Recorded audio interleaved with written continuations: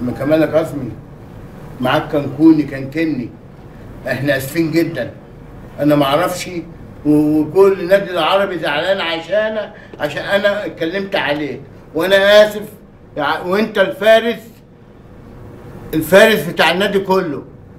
انت فراس هيروح هجيب احلى من فراس، وانت الفارس بتاعنا، واحنا اسفين يا عم كمال يا كاظمي، وانا غلطان ومش هتكلم عليك تاني، وانت احلى من النادي العربي كلهم زعلوني عشانك، وانت العرباوي بتاع النادي كله، وانت الفارس بتاعهم.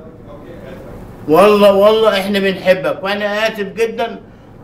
الله وكيل اللي قال لي كده، ربنا مش هيسامحه، بس انا غصب عني، وانا اسف جدا جدا جدا. وحقك علينا يا عم كمال يا كاظمي، وعلى دماغي، وانت على راسك من فوق، وانا غلطان وهضرب نفسي بالنعال اهو عشان خاطرك يا عم كمال يا كاظمي.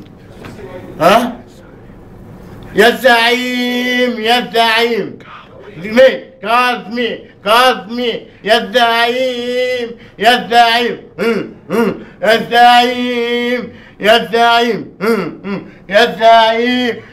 الزعيم انا اهو تجيت نفسي عشان خاطرك وعشان كل العربويه. انا بحب، وانت اساسا عرباوي ومولود في النادي العربي، واحنا اسفين جدا. اللي سجلوني اشجعهم شجعا على الوالد والديهم، انا على الوالد والديهم واخواتي الجعبه اللي هم سجلوني عشانك، وانا ما كنتش اعرف. خدوني على اخوانا وادوني سيجاره، انا ما اعرفش.